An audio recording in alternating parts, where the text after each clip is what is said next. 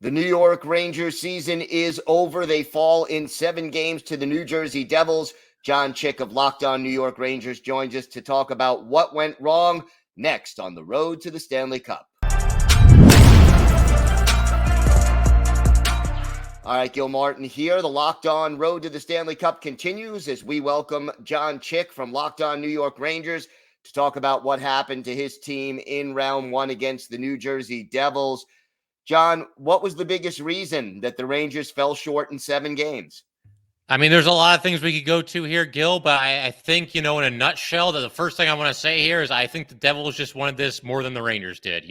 Looking at the series as a whole, I said this coming into this playoff series here, and it's something that I mentioned during the regular season as well.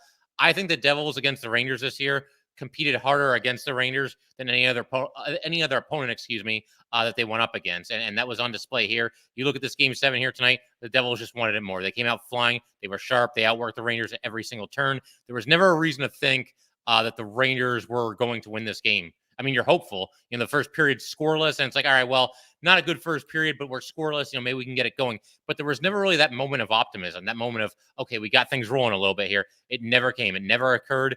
And, man, you see the end result. That was absolutely ugly. And, again, credit to the Devils, but the Rangers, not putting their best foot forward, not emptying the tank. It's inexcusable and really surprising. And as far as other reasons why they lost, and I get the feeling you might ask me about this, but the star players were just no-shows in a lot of cases. I mean, Panarin and Kane, I think you start with the two of them, but it goes beyond the two of them as well.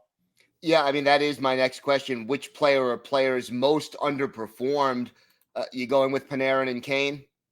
Yeah, it's got to be the two of them. I mean, there's other players as well. I don't think anybody in the top 6 did very well. Trocheck was barely noticeable, and you think with Trocheck at the very least, he'll be chirping guys and mixing it up a little bit. There wasn't even really a whole lot of that. But yeah, man, Panarin, I mean, he assists on the first 2 Ranger goals that they scored in the first period of Game 1 against the Devils, does not get a point after that. And what he does in the regular season, that's all well and good and everything. But, man, $11.6 million a season, if you're going to get 2 points in a 7-game series, I mean, that's just not good enough. And there were rumors that Drury was unhappy with Panarin after last year's performance in the playoffs. Last year in the playoffs, Panarin was not at his best, but he got 16 points in 20 games and a Game 7 overtime winner. So I can't even imagine how, the Ranger coaching staff, pretty much everybody involved with the Rangers, including the fans, is feeling about Artemi Panarin right now. And as far as Patrick Kane goes, all these rumors that, he would only approve a trade to the Rangers and that's where he wanted to go and he wanted to be here so bad. Like watching him in the regular season and now in this playoff series, my reaction to that is why? Why exactly did he want to be here so bad? He just was somebody who was just there. He wasn't, he didn't look engaged in these games. I don't know what the issue was. He had a chance to bury a rebound in this game tonight. I think it was only 1-0 at the time. And the puck's laying there and he just kind of taps it. Where's the fire? Go up there and try to stuff the puck into the net. We never really got Showtime Patrick Kane, with the one exception being Game 2 of this series where he kind of took over. Just hard to figure out what was going there. And I know he has the hip issue. Maybe that messed with him a little bit. But yeah, man, I mean, you bring in Patrick Kane, you expect a heck of a lot more than what the Rangers got out of him. Yeah. Were there any bright spots from this series that could be carried forward into the summer or the next season by the Rangers? Man, I mean, the way they started the first 2 games was incredible, but I mean, that felt like it happened about a year ago at this point. And Igor Shesterkin, I mean, I definitely have to shout him out. I thought he was absolutely fantastic throughout this entire series. And unfortunately, in a lot of ways, it's kind of the same old song and dance that we saw for, what was it, like 15 years with Henrik Lundqvist, where you've got this elite goalie, a guy that wins the Vezina, a guy who's always, top 3, bare minimum top 5 best goalies in the league, and you don't do enough to support him. Igor Shesterkin did not have a bad game this series. I don't think there were any soft goals, maybe one. And even tonight, he continues this streak that he's got going on now.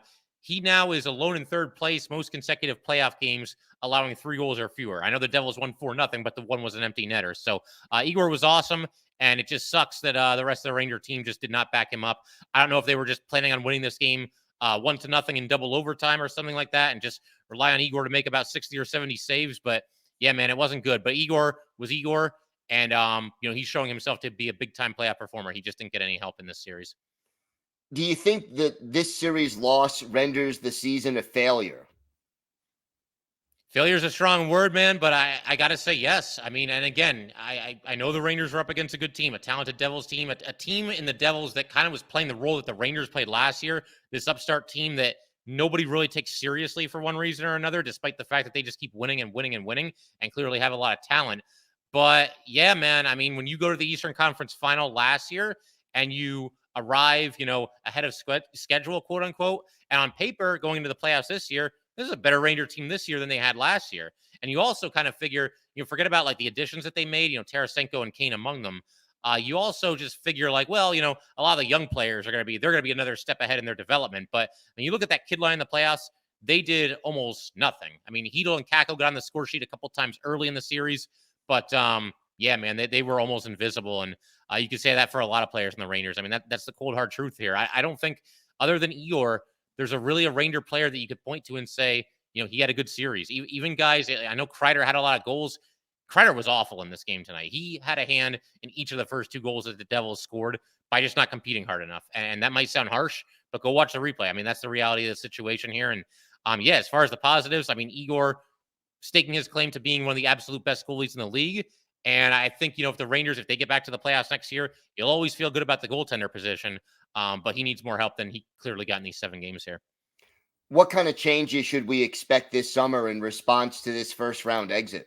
Yeah, that's kind of the $1 million question right now. And I mean, Ranger Twitter is already a buzz, talking about get rid of this guy and trade that guy and do this and do that.